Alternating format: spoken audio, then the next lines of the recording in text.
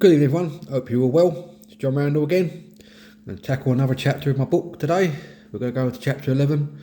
It's called Facing the Abyss and it's my struggle with pain pills. But before we start, this is my book. It's time to open up, not man up. It's on Amazon. It's doing really well. The hardback is £12 or it's a free download on the Kindle. Have a read, see what you think. It's very easy to read. I've read it pretty easy. It's in like a poetry form, so it's quite easy to read and flow through.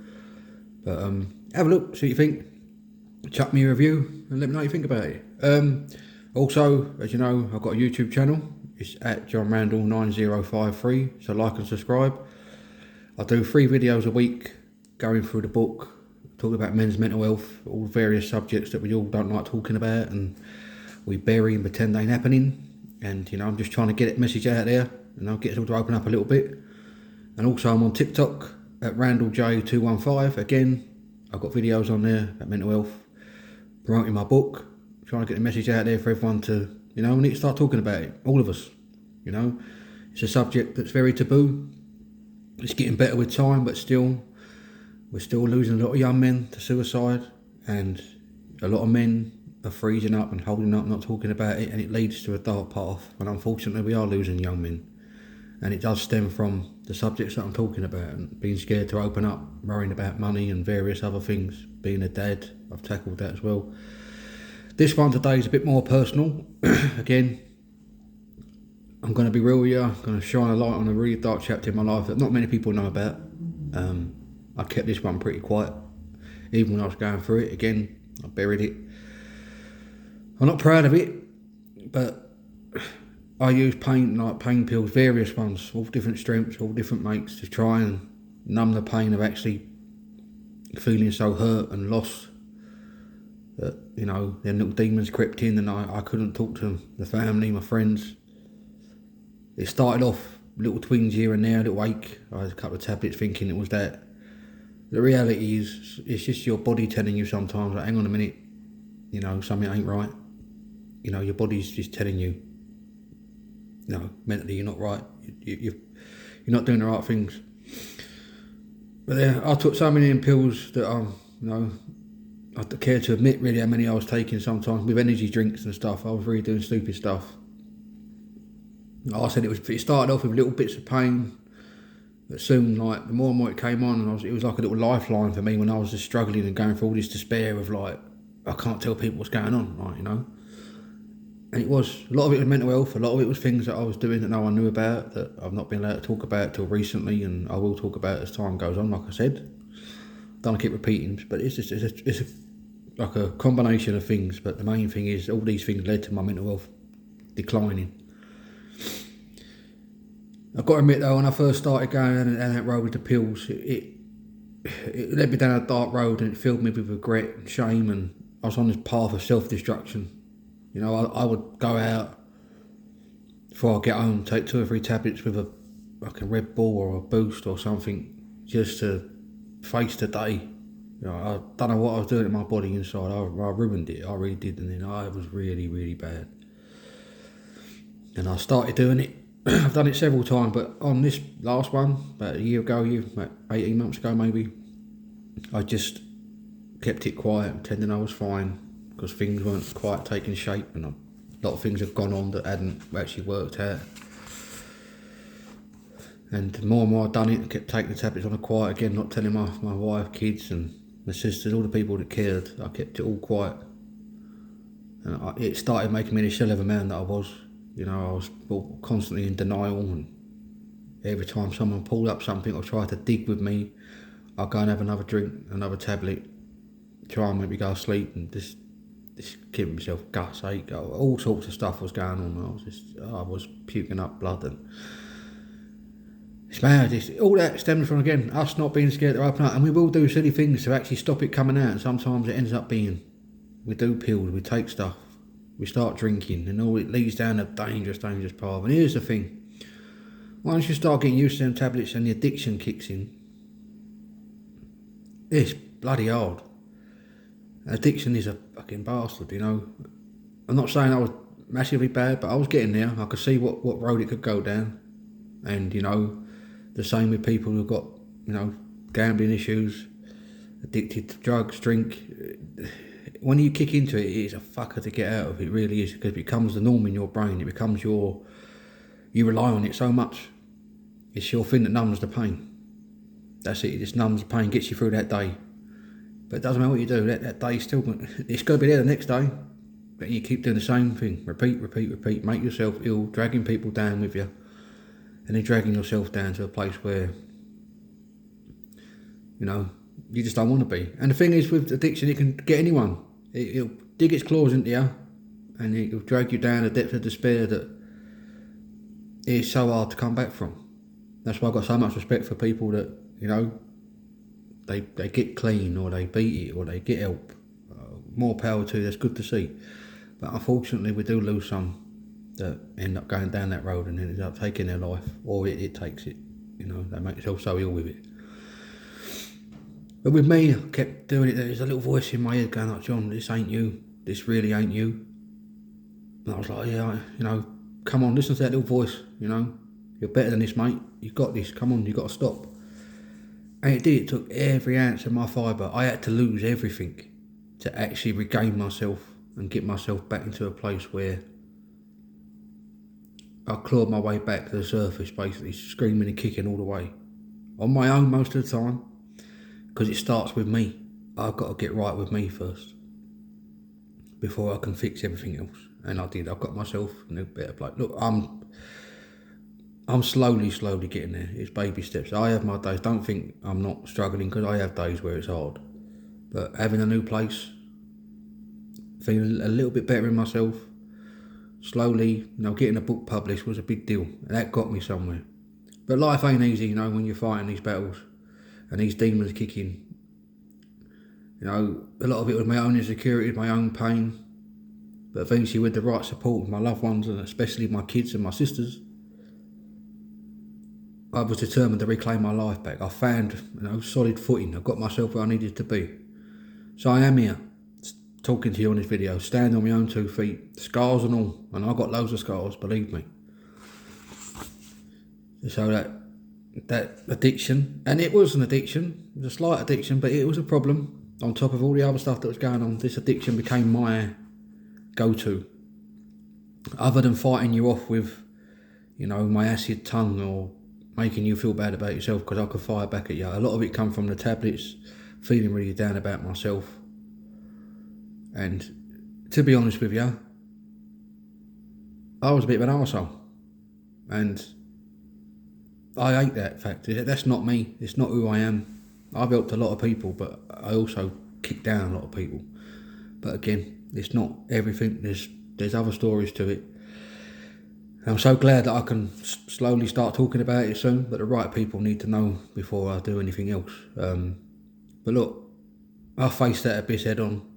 I stared into the darkness, and I was in a dark place. I really, that close, contemplating not being here, that close. And that fucking hurts me saying that, because I've got the most beautifulest family, got beautiful kids. And it was just the fault of them, me not seeing them, not having them, that got me through it. But unfortunately, some men, that's not enough. They just can't do it, and it's horrible. I know, I've talked about suicide before about it, but it is hard. It's an horrible place to be in. And then the men we lose, you're heartbroken for all of them, because, if they just had someone they thought they could talk to, or it wasn't this stigma and shame behind a man struggling, or a man not quite being the man he thinks people want him to be. You can be... You just got to be you, and this is what I keep saying and repeating. You've got to start appreciating you and feeling comfortable that I can be upset, I can open up. I haven't got to be this big manly man. I said we can all be men when we have to be. That's just a standard thing with certain things. But sometimes we do need a shoulder to cry on. We do need a little bit of help. We do need to talk about stuff that's really eating up inside. And we've got to stop it. All you can do, mate, is really... It's okay to reach out for support, to admit you're struggling. Because here's the truth, we're all in it together. We're navigating all these seas of life, and we all get shit thrown at us. Some worse than others, but we've all been there. One of us has gone through something that's tested us to our limit. And that's why I say it is time to open up, not man up. We've got to face these demons with courage, resilience, and a bit of willingness to embrace the light. You know, don't be so scared to do it. Open up, talk about it. You know, pills became my go-to. No one knows how many times I went to them. No one knew where I hid them. No one knew where there was. People had idea. Some days my brain was so over the shop. I was so fucking high on the tablets that I couldn't quite get my bearing what was happening that day. I knew something was happening. I had to find a way around it. You know, what am I going to say? What am I going to do? And then I did something. I forget what I was doing or forget what I was saying.